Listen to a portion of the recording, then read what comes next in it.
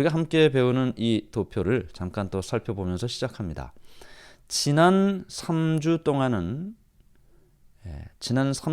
창조부터 시작된, 글씨는 조금 안 보여도 됩니다. 그냥 구조만 보시면 되겠어요. 창조부터 시작된 여러 내용들을 우리가 쭉 살펴봤습니다. 그래서 홍수까지 일단 살펴봤고, 그 다음 두 번째는 이 예수님의 십자가까지의 내용을 우리가 살펴봤어요. 그렇죠? 그래서 우리가 이 성경에서 이야기하고 있는 여러 내용들이 이 한 장의 도표를 통해서 시간의 흐름과 함께 어떻게 전개되었는지를 살펴보았습니다. 그 다음에 이제 오늘부터는 앞으로 나머지 3주는 예언을 연구합니다. 다니엘서와 요한계시록을 중심으로 예언을 연구하는데요. 여러분들이 우리가 이미 배운 것처럼 성경 이 도표를 통해서 우리가 배우는 것은 성경은 역사와 예언으로 구성되어 있다는 사실입니다. 역사와 예언으로 구성되어 있다. 그래서 우리가 창세기부터 사도행전까지가 역사고, 그리고 지금 우리가 살펴보는 다니엘서와 요한계시록을 통해서 사도행전 이후의 시대는 예언으로 기록이 되어 있다는 사실을 배웠습니다.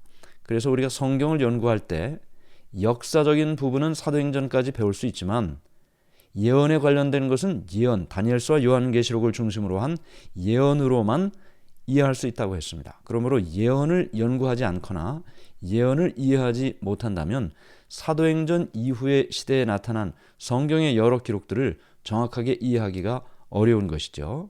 그래서 오늘부터 우리는 이와 같은 내용을 살펴보도록 하겠습니다.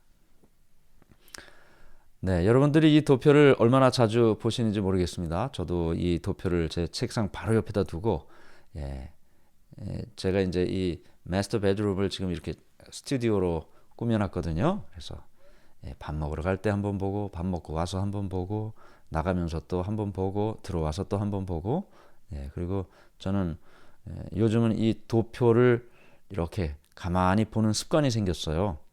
그래서 한 줄 한 줄 읽기도 하지만 그 한 줄과 다음 한 줄 사이에 무슨 글씨가 있을까?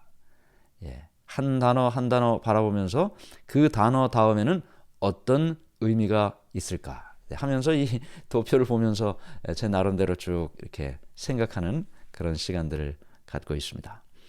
자, 고대 이라크 왕의 꿈과 예언이라는 제목으로 여러분들이 이 슬라이드를 보고 있습니다. 사담 후세인이라는 이 대통령이었죠. 이라크에, 지금은 이미 죽었습니다. 과거에 미국과 전쟁을 일으키기도 했던 이 이라크의 사담 후세인이 과거 이 정치를 하는 동안에 여러 가지 많은 일들을 했는데 그 중에 몇 가지를 제가 지금 소개를 해드리는데요. 사담 후세인이 존경하는 그 조상이 있었어요. 그래서 그 조상을 우표도 만들고 기념 주화도 만들고 그렇게 했는데 그 이라크의 조상이에요. 그래서 거슬러 올라가면 그가 존경하던 그 왕이, 이라크의 왕이, 이라크라고 할 수는 없죠. 그 당시에는 바벨론이었으니까. 같은 땅입니다. 느부갓네살이라는 왕을 존경했습니다. 그의 조상이었어요. 이라크에. 그래서 이렇게 우표도 만들고 그리고 이렇게 기념 주화도 만들었어요. 그가 이 바벨론의 위대한 정복자 느부갓네살처럼 되고 싶은 야망이 있었습니다. 그래서 이와 같은 일을 했는데, 이렇게 느부갓네살 왕을 흠모하고 또 존경하고 그와 같이 되기를 원했던 것은 이 느부갓네살 왕이 그 당시 바벨론의 정복자로서 그 주위의 여러 나라들을 정복했던 왕이었기 때문이에요. 그처럼 이 사담 후세인도 그와 같은 위대한 이라크를 꿈꾸며 그를 존경했다는 것입니다. 이 시간에 우리가 잠깐 이 영상을 보겠습니다. 이것은 이제 이 바벨론의 느부갓네살 왕이 그 주위 나라를 어떻게 정복해 나갔는지를 보여주는 영상인데요. 잠깐 보겠습니다.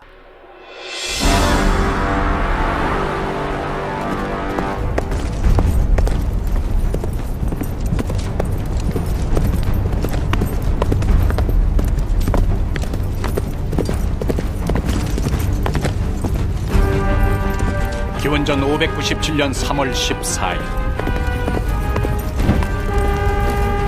아시아의 서부 지중해에 연한 예루살렘.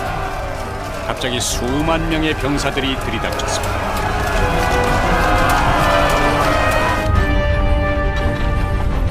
이들은 거대한 공성탑에 투석기까지 준비한 당시로선 최고의 정예병들이었습니다.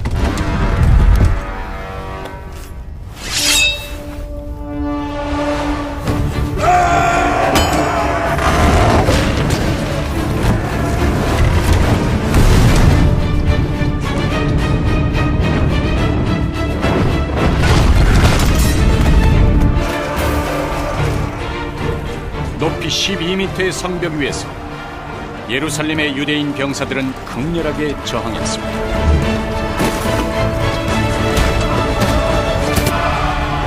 하지만 결코 이들의 적수가 되지 못했죠.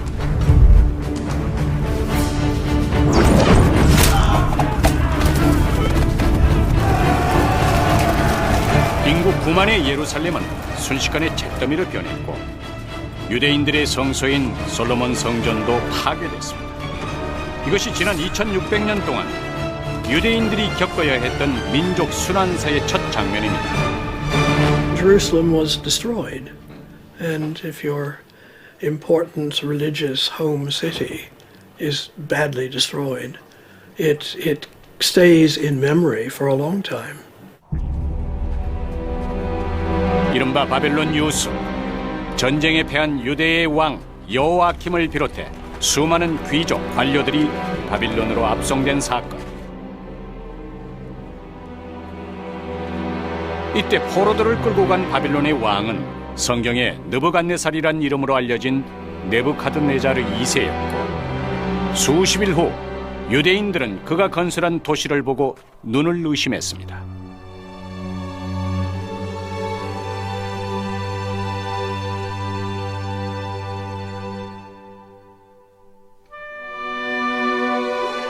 바빌론.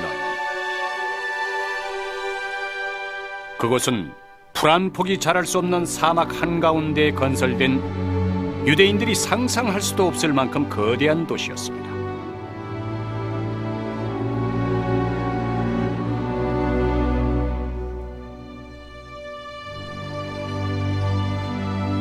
도시를 둘러싼 18m 높이의 성벽과 신의 상징들로 채워진 성문, 도시 내부를 관통하는 대로와 15만 명의 시민을 품고 있는 크고 작은 주택들.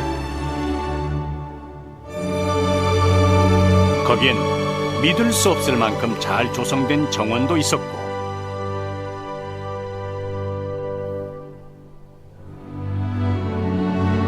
하늘에 닿을 듯 뻗어 있는 거대한 탑도 있었죠.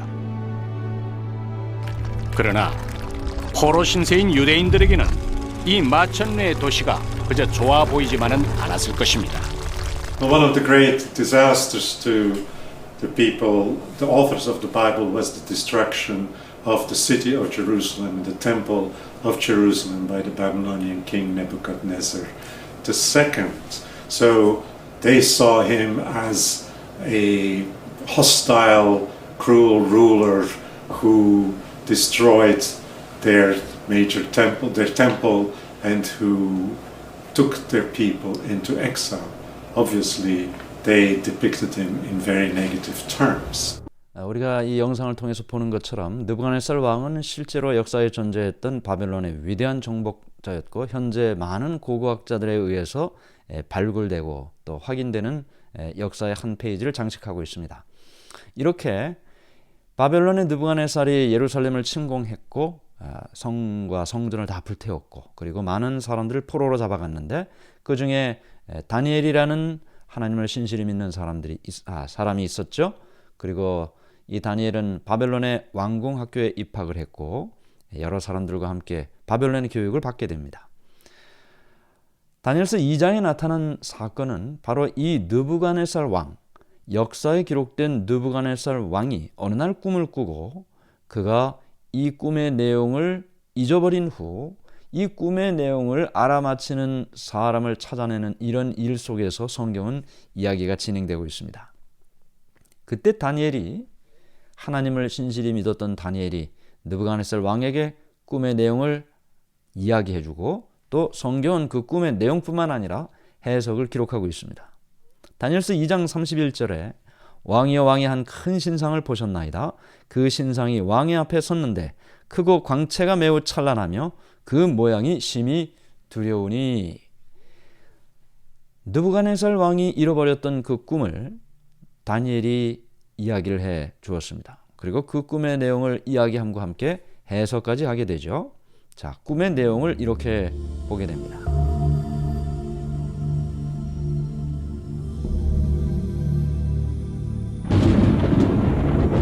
한 신상을 이 느부갓네살 왕이 보게 되었습니다.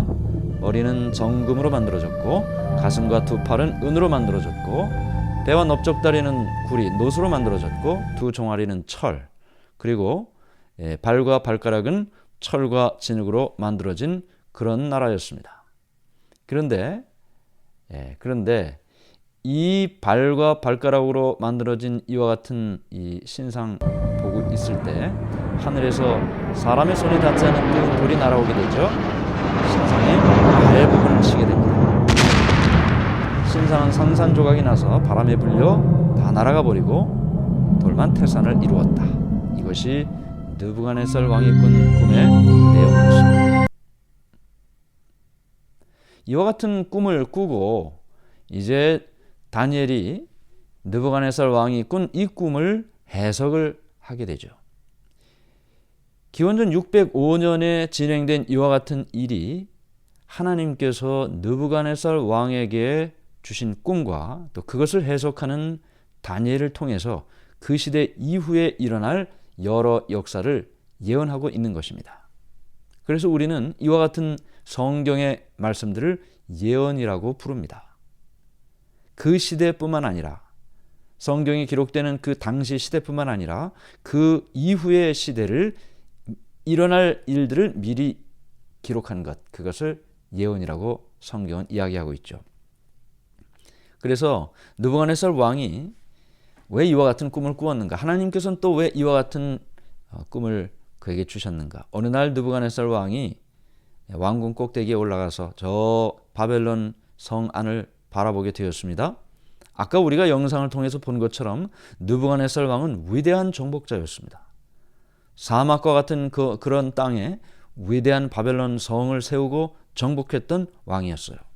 그가 생각합니다. 내 당대에는 이와 같이 바벨론이 이렇게 발전하고 있는데 내 아들 대에는, 내 손자 대에는, 내 후손 대에는 이 나라가 어떻게 될까?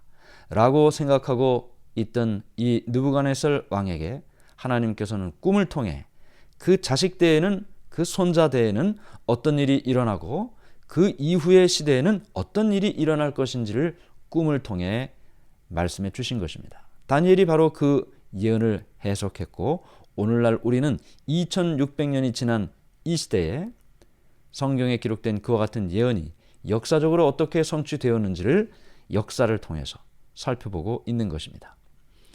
자, 느부갓네살 왕이 통치하던 그 나라 바벨론을 이 다니엘은 금머리라고 이야기를 합니다. 하나님께서 이 신상을 통해 역사를 예언하시는데 금머리 부분은 왕입니다. 바벨론을 상징하고 있어요. 왜 성경은 이 나라 바벨론을 금으로 상징했는가? 여기 한 기록에 보면 이렇게 기록되어 있습니다. 고대 역사가 헤로도토스가 느부갓네살이 죽은 지 1세기 후에 바벨론을 방문했는데 그때까지 많은 금이 남아있는 것을 발견했다. 이 고고학자들이 또 나중에 기록된 여러 역사들이 바벨론이라는 나라를 살펴보니 어느 나라보다도 금이 많은 나라였습니다. 그래서 그 나라를 금으로 상징했던 것이죠. 이런 바벨론이 영원히 계속되면 얼마나 좋겠습니까마는 다니엘은 계속해서 이 신상 느부갓네살 왕이 꾼 꿈의 내용을 해석해 나갑니다. 왕의 후에 왕만 못한 다른 나라가 일어납니다. 금 다음에 은으로 상징된 이 신상의 부분이 있는 것처럼 말이죠. 그래서 그 다음번 역사에서 등장하고 있는 나라는 바벨론을 정복한 메디아 페르시아라는 나라입니다. 메디아 페르시아라는 나라. 성경은 메데 바사라고 기록하고 있습니다. 이 나라가 바벨론을 정복하게 되는데 왜 그러면 이 나라는 성경에 은으로 상징하고 있을까요? 이 메데와 페르시아의 연합군을 지휘한 고레스 왕이 남긴 원통형 점토 기념비라고 되어 있는데, 성경에 나타난 이 여러 이야기들이 고고학적인 발굴에 의해서 신화적인 얘기가 아니고 역사적인 사실이라는 것이 이미 너무나 분명하게 증명이 되고 있어요. 이와 같은 일을 통해서 나는 고레스 세상의 왕, 위대한 왕, 바벨론을 정복한 왕이다. 내가 바벨론에 개선 입성했을 때 나는 기쁨과 즐거움으로 나의 당당한 거처를 왕국으로 잡았다. 기원전 539년 10월 13일. 이런 모든 기록들이 오늘날 발견되고 있는데요. 자, 왜 그러면 이 메데 페르시아가 은으로 상징되었는가? 역시 고고학적인 발굴에 의하면 이 메데 페르시아가 은을 많이 사용을 했습니다. 은을 화폐로서 사용했던 나라였어요. 그만큼 은이 많았다는 얘기겠죠. 네, 다음번 등장하는 세 번째 나라를 보면, 네, 여기 설명이 나와 있습니다. 마치 은이 가치에 있어서 금보다 못한 것처럼 그 다음번 세계적인 왕국이 되었던 메데바사는 부와 영화에 있어서 바벨론보다 못했다. 예, 금이나 은으로 설명이 되는 거 보면 은이 금보다 못하다는 말이에요. 그러나 바사는 은이 많기로 유명했다. 메데바사 제국에서는 최초로 각종 세금을 은으로 지불했었다. 네, 그만큼 은이 많았다는 얘기입니다. 이렇게 메데 페르시아가 바벨론을 정복하고 통치를 했고, 그 다음 세 번째 나라로 상징된 예언된 나라는 어느 나라인가요? 무엇으로 만들어진 나라인가요? 놋 같은 나라가 일어난다. 온 세계를 다스린다. 성경은 이렇게 이야기하고 있고, 역사는 어떻게 이야기하고 있습니까? 메데 페르시아를 정복한 다음번 나라는 놋과 같은 나라로 설명이 되고 있고, 역사는 그 나라가 그리스라고 이야기합니다. 다른 말로는 알렉산더 대제국이라고 이야기하죠. 아버지 필립 대왕의 선견 지명에 의해 학문의 아버지로 불리우는 철학자 아리스토텔레스를 개인 교사로 교육받은 알렉산더는 헬라 문명으로 구리처럼 용해시켰다. 고대 그리스 사람들은 구리 재련에 너무나 탁월했기 때문에 고대 역사가들에 의해 놋으로 뒤집어 쓴 그리스인들로 불리울 정도였다. 왜 성경은 역사에 등장하는 그리스 알렉산더 대제국을 놋으로 이야기합니까? 이 알렉산더 대제국의 군사들이 세상을 정복할 때, 전쟁터에 나갈 때 뭘 들고 나갔어요? 청동투구, 청동방패, 청동창, 청동칼. 멀리서 보면 다 놋으로 뒤집어 쓴 그리스인들이라고 불리울 정도로 그렇게 보였다는 것입니다. 그래서 놋으로 상징된 이 나라가 은으로 상징된 나라를 정복한다. 그것은 메데 페르시아를 그리스가 정복한다라는 역사의 성취로 설명이 됩니다. 자, 그 다음번 등장하는 나라가 어떤 나라일까요? 넷째 나라는 강하기가 철 같으리니 철은 모든 물건을 부서뜨리고 이기는 것이라 철이 모든 것을 부수는 것 같이 그 나라가 문 나라를 부서뜨리고 빻을 것이며. 그리스를 정복한 다음번 나라는 역사는 로마라고 이야기합니다. 성경은 철로 상징하고 있는데요. 역사는 로마로 등장합니다. 주전 168년 6월 22일 알렉산더 사후 144년이 되던 때 드디어 알렉산더의 제국은 로마에 의해 피드나 전투에서 멸망했다. 그래서 알렉산더 대제국 이후에 그 시대를 통치하고 정복한 나라는 우리가 너무나 잘 아는 로마입니다.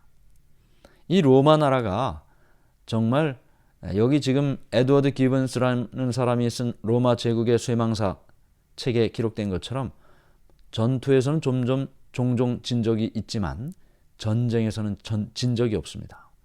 다 정복하고 다 승리했습니다. 그래서 여기 그래서 기록하고 있는 것처럼 금과 은과 놋의 우상들은 철의 제국 로마에 의하여 연속적으로 깨졌다. 그래서 철로 상징된 이 나라가 세상을 정복하게 된 것입니다. 그 다음에 성경은 이 로마 나라 이후의 시대를 발과 발가락의 시대로 예언하고 있는데요. 특징을 이렇게 설명합니다. 왕께서 발과 발가락이 얼마는 토기장이의 진흙이요 얼마는 철인 것을 보셨은즉 그 나라가 나누일 것이며 그랬습니다. 나누인다. 자, 이 시대에 로마 이후에 이 시대의 특징은 나누어진다는 것입니다. 이것이 첫 번째 특징이고, 자, 그 다음에는요, 나뉘어진다는 이야기를 우리가 역사를 통해서 보면 로마가 어떻게 망하는지를 보면 알 수 있습니다. 여기 조의설 씨가 쓴 고등학교 세계사책 로마의 분열 원인이라는 챕터에 보면 이런 글이 있습니다. 두 번째 단락에 게르만 민족의 대이동이라고 되어 있죠. 한의 압박을 받아, 이건 중국이에요. 중국의 한 나라의 압박을 받아 서쪽으로 이동한 흉노족, 훈족의 일부는 흑해 북방에 살고 있었다. 4세기 말에 이들은 다시 서쪽으로 이동하여 남러시아의 동고트족을 쳐부수고 서고트족을 위협하였다. 이에 동고트족은 서방으로, 서고트족은 다뉴브강 건너 동로마 제국 내로 이동하기 시작했다. 자, 이런 그 당시에 있었던 사건을 세계사책은 게르만 민족의 대이동이라고 이야기하고 있습니다. 중국에 있는 이 흉노족이 서쪽으로 이동하면서 그 땅에 이미 살고 있는 그 게르만 민족들이 다 밑으로 내려가기 시작했어요. 그 밑으로 내려가면서 어디로 들어가요? 로마 제국 영토로 들어갔다는 것입니다.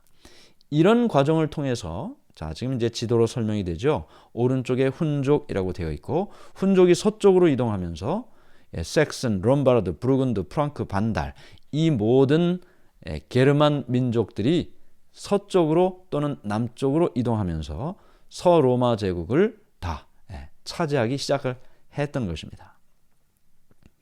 물론 로마가 이와 같은 여러 게르만 민족들이 로마 영토로 들어오면서 차츰 약해지고 마침내 476년에 멸망을 하게 되는 것이죠.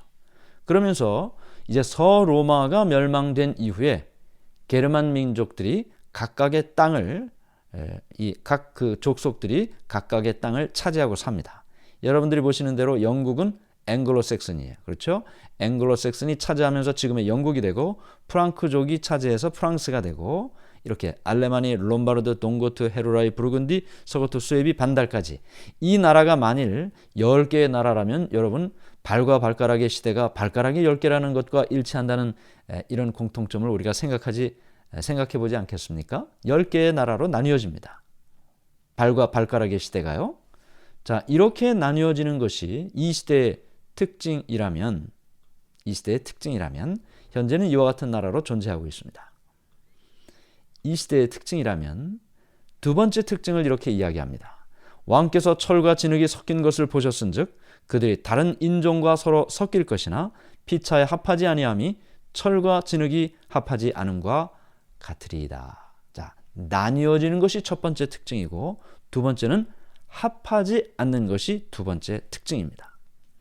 그러면 이 시대가 어떻게 지내왔는지, 이렇게 여러 나라로 분열된 이후에 유럽의 여러 지도자들은 유럽을 통일하려고 많은 노력을 기울였습니다.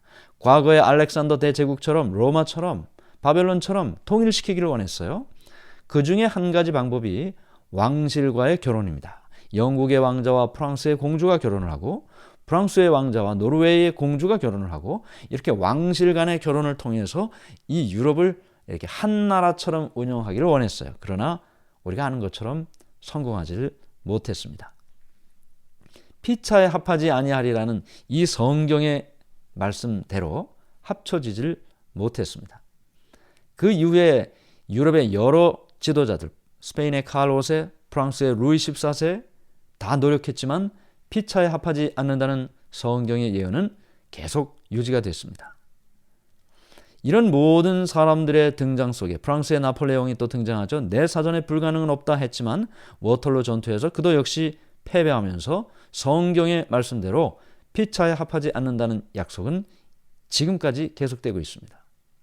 여기 토마스 아놀드라는 사람이 쓴 근대사 강의 세 번째 페이지에 이렇게 이야기합니다.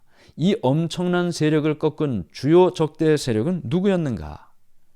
번번이 통일시킬 수 있는 충분한 힘을 가지고 있음에도 불구하고 이 엄청난 세력을 꺾은 주요 적대 세력은 누구였는가? 누가 그를 저지하고 저항하며 넘어뜨렸는가? 그 누구도 그 무엇도 아니다. 하나님이 분명히 직접 개입하셨다. 하나님이 예언하셨고 하나님이 그 예언을 이루어 가신다는 것입니다. 나폴레옹은 이렇게 이야기했습니다. 나는 전능하신 하나님을 감당할 수 없었다. 하나님 앞에 그 누구도 거역할 수가 없었던 것이죠. 피차에 합하지 않는다는 이 하나님의 약속은 인간의 그 어떤 강대함보다도 강하다는 사실을 생각하게 됩니다. 우리가 아는 것처럼 히틀러도 2차 세계대전을 일으켰던 이 히틀러도 영국만 빼놓고 다 정복했지만 영국도 풍전등화였어요. 그러나 피차에 합하지 않는다는 이 약속은 히틀러도 멈추게 만들었던 것입니다. 결국은 지금까지도 유럽은 한 나라로 통합되지 못한 채 성경의 말씀대로 합쳐지지 않는 상태로 존재하고 있습니다. 국제연맹, 국제연합을 만들었지만 여전히 한 나라로 운영되지는 못하고 있습니다. 피차에 합하지 않는다는 이 약속 때문이죠. 이런 모든 말씀을 통해서 다른 인종과 서로 섞이기는 하지만 한 나라로 존재하지는 않는다는 성경의 예언이 지금까지도 이루어지고 있습니다. 성경은 우리에게 분명히 이야기합니다. 2600년 전에 예언된 이 예언이 지금까지 성취되었다고요. 그래서 금머리로 상징된 바벨론과 은가슴 메데바사, 놋배 그리스, 철 로마, 그리고 발과 발가락에 분열된 나라들, 현재까지 분열된 채 유지되고 있습니다. 근데 성경은 여기서 끝이 아니죠. 하늘에서 사람의 손이 닿지 않은 돌이 날아온다고 했습니다. 하늘에서 날아오는 이 돌은 다니엘은 이렇게 이야기합니다. 이 열왕의 때에 하늘의 하나님이 한 나라를 세우시리니 이것은 영원히 망하지도 아니할 것이요 그 국권이 다른 백성에게로 돌아가지도 아니할 것이요 도리어 이 모든 나라를 쳐서 멸하고 영원히 설 것이라. 하늘에서 돌이 날아온다고 했습니다. 그런데 이 돌이 성경에서 이야기한 바에 의하면 베드로전서 2장 4절에 사람에게는 버린 바가 되었으나 하나님께는 택하심을 입은 보배로운 산돌이신 예수에게 나와. 보배로운 산돌 예수님입니다. 하늘에서 이 세상 마지막에 나타나는 그 돌은 이 세상 마지막 시대에 인간 역사를 마치고 이 땅에 하나님의 나라를 세우시기 위하여 이 땅에 오시는 예수 그리스도의 재림을 말하고 있는 것입니다. 성경은 분명히 우리에게 약속하고 있습니다. 하늘로 승천하신 그 예수님께서 그렇게 가신 것처럼 이 땅에 다시 오신다고요. 그것을 성경은 예수님의 재림이라고 말하고 있습니다. 그 어느 날 어느 시대에 우리는 이런 예수님을 하늘에서 이 땅에 내려오시는 예수님을 발견하게 되는데 그것도 성경에 예언되어 있습니다. 과거의 모든 예언이 성취되었다면 미래의 예언도 성취되겠죠. 우리는 이제 이 시대 마지막 하늘에서 날아올 돌나라의 예언을 기다리며 살아가는 사람들인 것입니다. 오늘 우리가 이 모든 예언의 말씀을 살펴보면서요. 성경은 분명히 살아계신 하나님이 계시고 하나님께서 말씀하신 그 모든 말씀들이 성취되는 시대에 우리가 살아가고 있다라는 사실을 생각하게 됩니다. 이 모든 내용들이 우리가 이미 가지고 있는 이 도표를 통해서 설명되고 있는 거죠. 그렇죠?